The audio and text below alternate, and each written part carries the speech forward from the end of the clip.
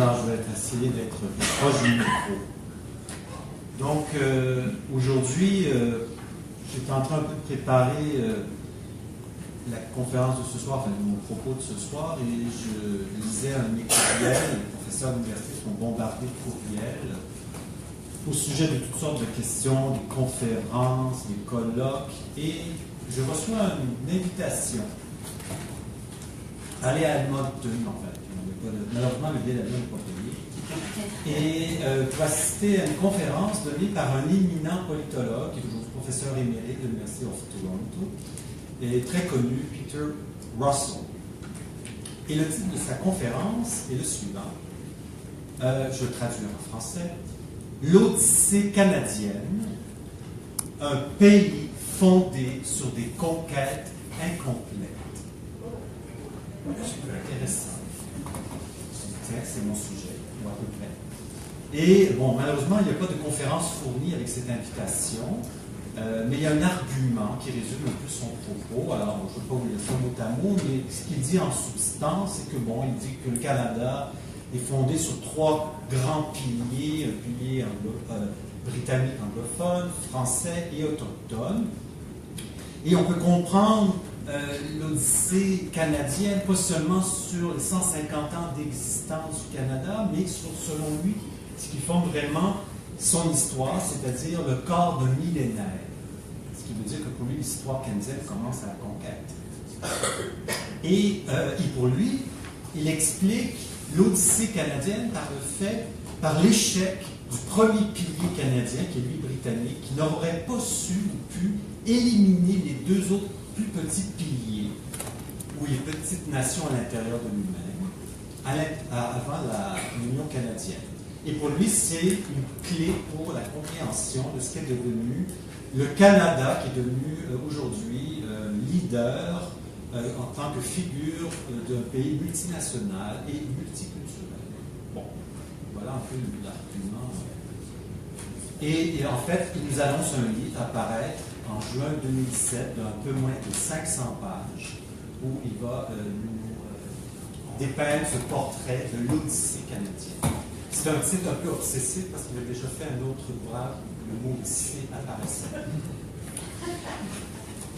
Mais c'est quand même curieux que pour célébrer les 150e de la Confédération, qui est un terme très exact, du Canada, on ressort l'idée de la conquête. Et pour moi, ce n'est pas une surprise.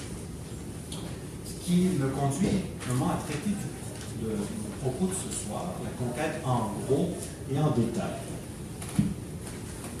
Il y a une chose qui me frappe au Québec, et je dirais carrément en Occident, je j'ouvre un peu mon propos, c'est qu'en fait, la conquête dans l'histoire des peuples, des États, est une chose fréquente, banale, malheureuse, qui s'est souvent répétée, mais sur laquelle on a relativement peu écrit comme fait humain. Des livres d'histoire qui nous racontent des batailles, des conquêtes, ça, il y en a la tonne. Et au Québec, je ne veux pas dévaloriser le travail des historiens, on a d'excellents livres qui nous racontent les différents moments de la conquête de la Nouvelle-France, précédé, il ne faut pas l'oublier, de la conquête de l'Acadie, puisque la conquête de l'Amérique française s'est faite en deux étapes. D'abord l'Acadie et les Maritimes, et ensuite le reste de la Nouvelle-France. Donc les récits historiques ne manquent pas, mais des réflexions sur ce qu'est une conquête comme fait politique, anthropologique, philosophique, il y en a assez peu. Il y en a quand même, mais ce n'est pas une réflexion qu'on a importée. Et cela est vrai pour le Québec, le Canada, mais je dirais même pour beaucoup d'autres sociétés. Alors, avant de parler de la conquête britannique de la Nouvelle-France, c'est donc la conquête en détail, parlons de la conquête en gros. Mais bon, je ne vais pas résumer un petit peu de temps ce qu'est en gros la conquête. Mais il n'est pas innocent qu'un grand politologue, Peter Russell, évoque une odyssée pour raconter l'histoire canadienne. Parce qu'en fait, les deux grands récits fondateurs de la littérature mondiale, qui sont l'Odyssée et l'Iliade d'Homère sont des récits de conquête. L'Iliade, qu'est-ce que l'Iliade? C'est la conquête de la cité de Troie par les forces achéniennes dirigées par Agamemnon, qui soutiennent un long siège qui a duré plus de 10 ans. Et ils en sont alors le dernier jour de leur siège. Ces deux récits racontent de différentes façons l'héroïsme, la part humaine, tragique et aussi divine qu'il y a dans une conquête. Et cela a marqué l'imaginaire occidental.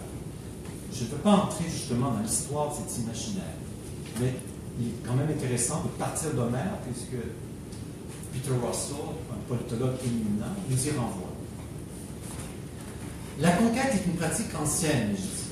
Les Grecs la pratiquaient couramment, les Romains la pratiquaient couramment. En fait, la victoire militaire était une façon, comme une autre, de créer un État nouveau, d'acquérir un État, d'agrandir un État.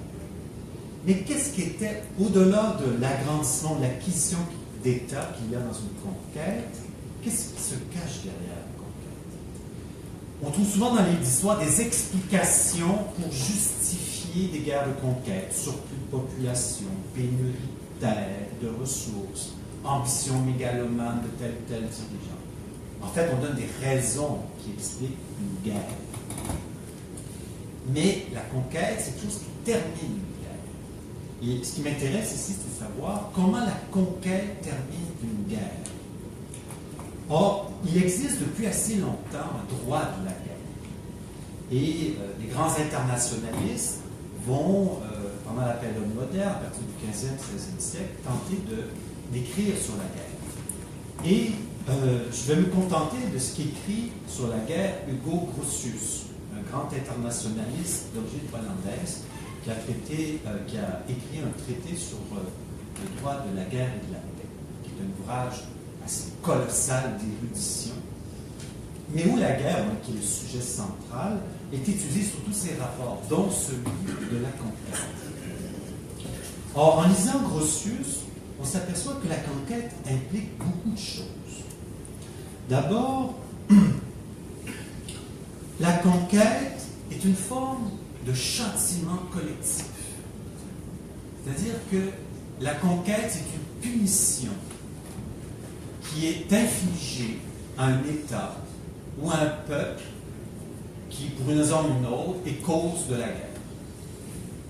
C'est une punition collective qui touche l'ensemble de l'État, l'État en tant qu'entité, et aussi sa population. Donc, c'est un châtiment collectif. Et c'est un châtiment qui est administré par le vainqueur de manière unilatérale. Et la conquête donne un droit. Le droit de faire ce que l'on veut du peuple conquis et de son État. C'est un droit de vie ou de mort. Et dans l'ancien droit de la conquête, c'est un droit qui incluait celui de l'esclavage. C'est-à-dire que l'État conquis devenait esclave de l'État vainqueur et la population conquise pouvait être soumise à l'esclavage du conquérant. Mais toujours, ce qui est important de retenir dans le droit ancien de la guerre, la conquête est un châtiment administré à un peuple pour atteindre, le plus souvent, non pas le peuple, mais son roi, tel ou tel dirigeant qui a commis une faute. Et donc, la conquête relève, on peut dire, de la responsabilité pénale des peuples. Un vainqueur se donne le droit de juger un autre et de lui infliger une peine la plus terrible qui soit, celle de ne plus exister en tant qu'État ou en tant que peuple. Ça suppose donc que le vainqueur impute à une collectivité tout entière une faute, que la collectivité elle-même n'a peut-être pas commise directement, mais elle lui est imputée. Et la conquête, elle est sans discussion. On peut contester l'interprétation du vainqueur, mais il l'impose par la force. Donc, la conquête couronne de manière une guerre entreprise à des fins punitives. Et la conquête vaut pour plusieurs peuples qui sont conquis, une condamnation à mort. Et ce qui est intéressant, c'est que la mort d'un État, ça veut dire cesser d'exister comme tel, perdre sa constitution, perdre ses dirigeants, perdre ses symboles, perdre ses murailles, perdre ses édifices, perdre son armée. Ça, c'est la mort d'un État. Mais cette mort va aller beaucoup plus loin. Elle peut consister dans la disparition du peuple derrière l'État, soit son élimination carrément physique, sa dispersion, sa déportation, sa mise en esclavage. Ce sont toutes les modalités possibles de la guerre, de la conquête. Mais même dans le droit ancien de la guerre, on reconnaissait que le vainqueur pouvait être magnanime et laisser au peuple qui a perdu son État la possibilité de survivre. Il peut même, dans certains cas, conserver ses lois et coutumes, ou même sa religion. Mais tout ça dépend de la magnanimité, de la générosité du vainqueur. Mais en tout état de cause, le plus souvent, le peuple conquis, s'il survit, perd sa liberté, ou du moins perd les libertés dont il avait sous le régime précédent. Un autre élément qui ressort du traité de Grotius, c'est qu'il y a une différence fondamentale entre le châtiment infligé à une collectivité par la conquête et un châtiment infligé à une personne. Et je cite Grotius, il dit « La différence qui existe, c'est que la servitude d'un peuple par elle-même est perpétuelle, parce que la succession des parties n'empêche pas que ce ne soit le même peuple. Quand la servitude dont les particuliers sont punis, elle ne dépasse pas leur personne, parce que la faute suit l'individu. » Donc ça veut dire que la conquête, en tant que châtiment collectif, suit les individus de la collectivité de génération en génération. C'est une expiation d'une faute qui est à perpétuité. La conquête, donc dans le droit ancien de la guerre, c'est quelque chose, c'est un châtiment qui se transmet de génération en génération. Et en ce sens, la conquête, ce n'est pas quelque chose de ponctuel. C'est quelque chose qui est éternel et qui s'installe dans le temps. Du moins dans le droit ancien de la guerre. Par contre, Grotius nomme que punir de mort les enfants pour les faits de leur père, c'est un privilège interdit aux hommes. Un privilège plutôt de nature divine. Donc, si on suit son raisonnement, se donner un droit de conquête sur un autre peuple, c'est se prendre pour Dieu.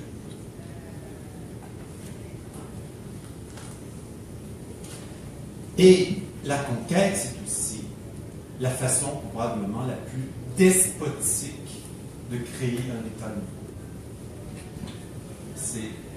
La conquête suppose la souveraineté unilatérale d'un peuple étranger qui s'exerce sur un autre. J'aimerais aussi ajouter un dernier point avant de parler de la conquête en détail. J'ai parlé beaucoup du droit ancien de la guerre. Donc, en cela, j'entends les pratiques des Romains, les pratiques des Grecs. Mais est-ce que les modernes ont mis ça de côté pour remplacer ça par autre chose? Ce serait un vaste sujet. Mais je me contenterai de dire la chose suivante. Malgré ce qu'on pourrait penser, les grands penseurs politiques modernes, Hobbes, Locke, Rousseau, Montesquieu, Benjamin Constant, qui ont tous écrit sur la conquête d'une manière ou d'une autre, ne l'excluent pas comme forme de création de l'État. Et même chez plusieurs de ces penseurs, la conquête joue un rôle essentiel. Elle vaut pour eux une façon parfaite, complète et même légitime de créer un État nouveau. Il y a un État qui se perpétue dans le temps. Donc les modernes vont peut-être essayer, non pas d'exclure de la conquête, mais vont à tout le moins tenter, c'est le cas de Montesquieu, de la soumettre, on pourrait dire, à la nouvelle éthique moderne de la conquête, c'est-à-dire que le conquérant doit, autant que possible, essayer de conserver ce qu'il a conquis et l'amener à l'intégrer à sa propre collectivité, notamment s'il s'agit d'un peuple fallu, peu avancé, qui a peu de lumière, corrompu. Dans ce cas-là, le conquérant a la lourde tâche de le civiliser pour l'amener à une plus grande félicité. C'est ce que dit Montesquieu dans cette livre. Alors voilà pour la conquête en détail. Alors, la conquête chez nous, comme je l'ai dit tout à l'heure, c'est faite en deux temps. Conquête de l'Acadie, ensuite conquête qui termine la guerre de 7 ans. Ce qui est frappant, quand on lit les textes officiels qui disposent de l'avenir de ces morceaux de la Nouvelle-France, c'est qu'on n'utilise pas le mot conquête, ni dans le traité d'Utrecht, ni dans le traité de Paris. C'est ça qui est assez étonnant. On ne doute pas qu'il y a une conquête, mais on n'utilise pas le mot. Et c'est quand même assez frappant. Alors, les mots qu'on utilise, si vous lisez le traité de Paris, c'est que Sa Majesté, le souverain de France, cède et garantit à Sa Majesté britannique la souveraineté et la propriété de cette partie de la Nouvelle-France qui n'était pas encore sous contrôle britannique. Donc, c'est le langage qu'on utilise, c'est celui de la cession de droit, et non pas de la conquête. Pourtant, il y a un autre document qui viendra plus tard, qui lui va utiliser le mot conquête. Si j'avais à poser une devinette, je ne sais pas qui pourrait le deviner. Et c'est assez étonnant, et pour moi, ça mérite réflexion. En fait, c'est l'Acte de Québec qui utilise pour la première fois le mot conquête. C'est la première fois que le législateur britannique utilise le mot conquête pour désigner son rapport avec cette nouvelle possession. Et c'est d'autant plus étonnant que le législateur britannique utilise d'ailleurs rarement le mot conquête pour établir ses rapports avec ses possessions. Je pense par exemple à l'Irlande. Les Britanniques, comme vous le savez, n'aiment pas toujours trop dire les choses ouvertement, clairement. Mais la question qu'on se pose, mais pourquoi sont-ils si clairs pour l'Acte de Québec alors qu'ils utilisent un langage plus feutré et diplomatique pour le traité de Paris? Alors, je vais vous lire l'extrait de l'Acte de Québec où le mot conquête apparaît. Et c'est assez, quand on y pense, extraordinaire comme réunion d'idées. C'est à l'article 4 de l'Acte de Québec. Alors, bon, c'est de longs articles assez verbeux, alors je ne veux pas tout vous lire, mais il faut prendre le temps quand même de lire le tout pour comprendre le sens de ce qu'il dit. Le paragraphe commence par un constat que tous les règlements qui ont été pris depuis la proclamation royale de 1763, donc cette proclamation unilatérale du roi George III à l'égard de la province of Québec. Alors on constate que tous les règlements pris depuis la proclamation par les officiers gouverneurs de Sa Majesté ont été trouvés désavantageux à l'état et aux circonstances de la dite province. C'est quand même étrange comme constat. Le législateur britannique à Westminster constate que ces édits règlements sont désavantageux à l'état de cette province. Et il continue, le nombre de ses habitants montant à la conquête, donc le mot apparaît autant en français qu'en anglais, à plus de 60 000 personnes qui professaient la religion de l'Église de Rome et qui jouissaient d'une forme stable de constitution et d'un système de loi en vertu desquels leurs personnes et leurs propriétés ont été protégées, gouvernées et réglées pendant une longue suite d'années, depuis le premier établissement de la dite province du Canada. Et à la suite, après avoir fait ce constat, le législateur décide d'annuler les faits de ces règlements qui ont été trouvés désavantageux. Alors, dans ce même paragraphe, vous avez d'un côté un législateur impérial qui dit clairement qu'il y a eu conquête. Ce qu'il ne disait pas dans le traité de Paris. Mais il le dit dans un contexte où il reconnaît la qualité de ce qu'il vient de conquérir. Et qu'est-ce qu'il a conquis? Mais il a conquis une population qui a une religion, qui jouissait d'une forme stable de constitution, un système de loi et qui était gouverné par ce système depuis le premier établissement de la dite province du Canada, depuis Champlain. Et un peu plus loin, dans un autre alinéa, elle accorde à tous ces sujets de Sa Majesté qui professent en religion catholique la possibilité de pratiquer leur religion dans toute cette province. Et si on lit le texte, on a l'impression que ce droit est même reconnu dans tout l'Empire.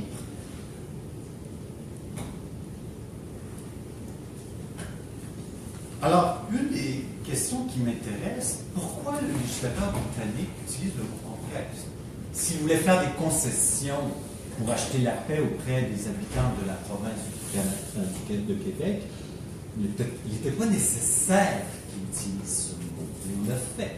Donc, il faut se demander pourquoi il l'a fait. Par ailleurs, avant de venir à la question pourquoi il le fait, il faut savoir que le mot apparaît une autre fois dans l'acte constitutionnel de 1791. Et à l'article 22, on dit que l'on accorde le droit de vote aux élections aux assemblées représentatives du Bas et Haut-Canada aux personnes devenues sujets de Sa Majesté by the conquest and cession of the province of Canada.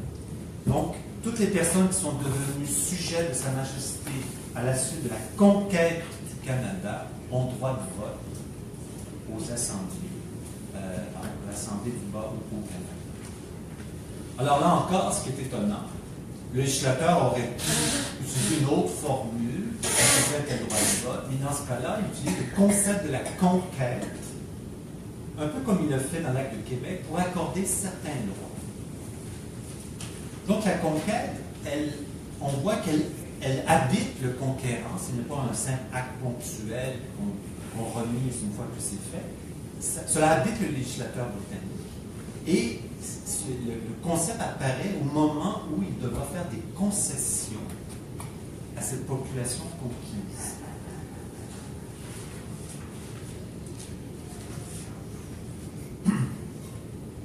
Alors, pourquoi cette concession? Je vais terminer sur quelques hypothèses. La première réponse possible, c'est que ça donne au conquérant un meilleur titre.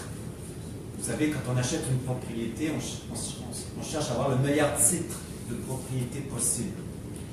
Bien, le conquérant, lui, au fond, s'assure un meilleur titre de propriété, si vous permettez l'expression. Le traité de Paris parlait de cession. Or, en droit international, à l'époque, et d'ailleurs Hugo Grotius en parle, la cession d'une partie d'État à un autre, selon Hugo Grotius, suppose que le peuple concerné par cette cession exprime son consentement par les ordres qui existent dans une société féodale, soit en France les États généraux.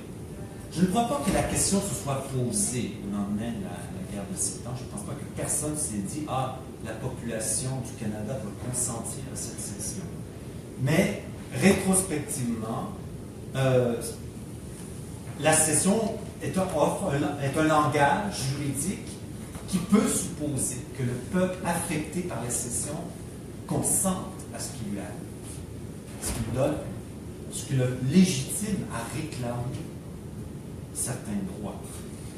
La conquête, elle est unilatérale et elle est, comment dire, irrévocable et ne donne droit à rien de la part du peuple. Donc, remplacer l'idée de cession par celle de conquête, c'est un type plus assuré pour un conquérant. D'autant plus que la cession apparaît dans un traité, et un traité, c'est un acte bilatéral. Ça engage deux souverainetés, la souveraineté française et la souveraineté britannique. Dans une loi de Westminster, c'est le Parlement britannique seul qui parle et qui décide que dorénavant, cette possession de Sa Majesté, elle est acquise par conquête et non pas par cession. Donc, déjà une clarification.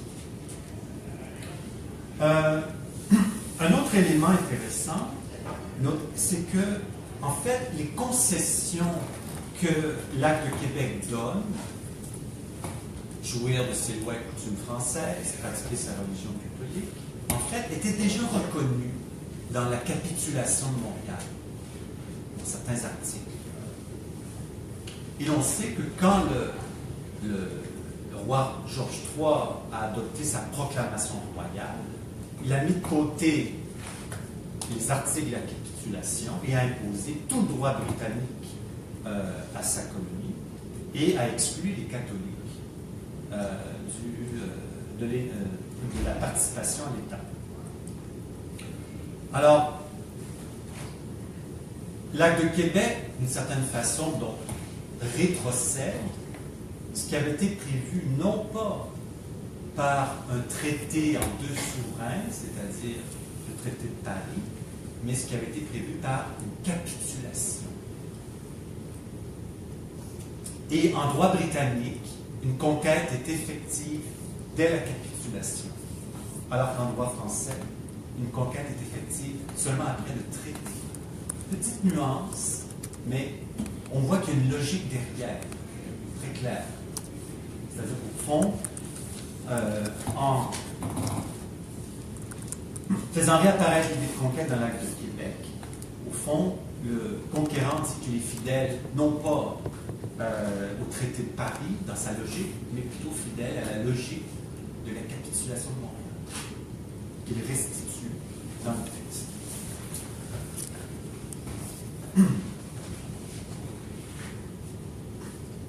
Une autre interprétation, c'est que, en fait, la conquête permet aux conquérants, on l'a vu dans le droit ancien, le conquérant peut être magnanime. Et dans le droit des modernes, le droit conquête moderne, on insiste sur le devoir du conquérant d'essayer de conserver autant que possible ce qu'il a conquis. Donc, on peut dire, oui, les Britanniques, en faisant ces concessions aux Canadiens, s'inspirent un peu de cette vision moderne de la conquête. Cependant, il ne faut pas oublier qu'il s'adressait non seulement aux Canadiens, mais aussi aux Américains.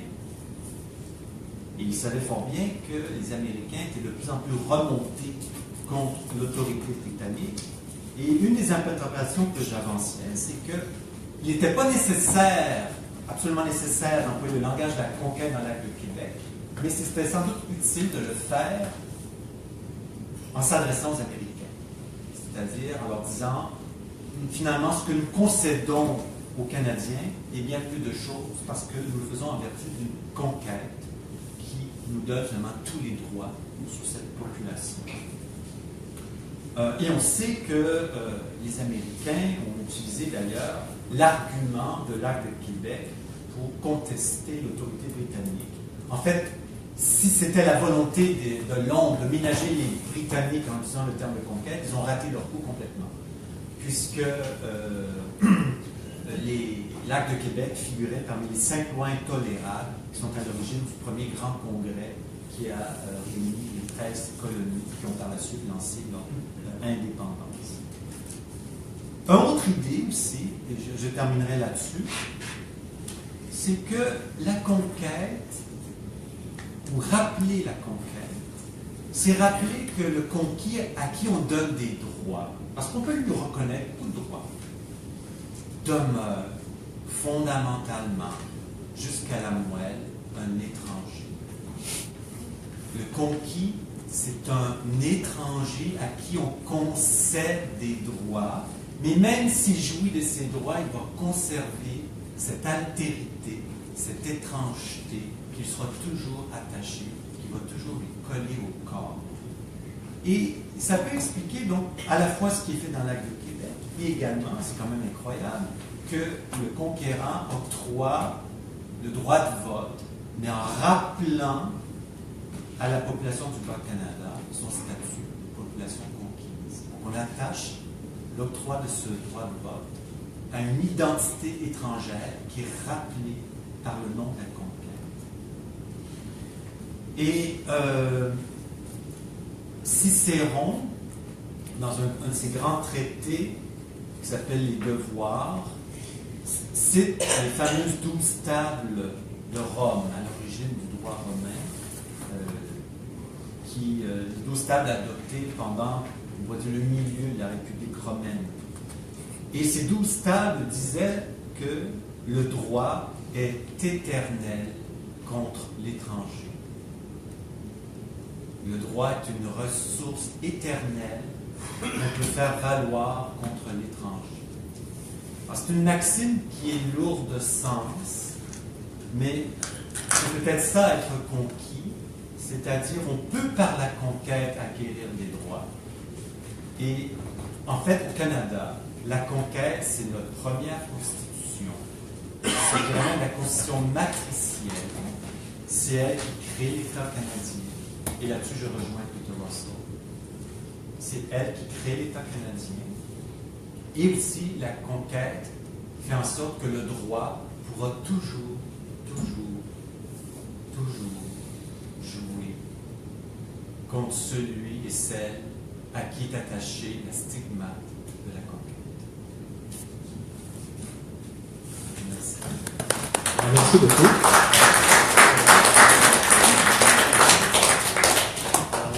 On va procéder maintenant à une période de questions. Alors, si vous approchez, et je pense que ce serait intéressant si vous alliez directement à la question.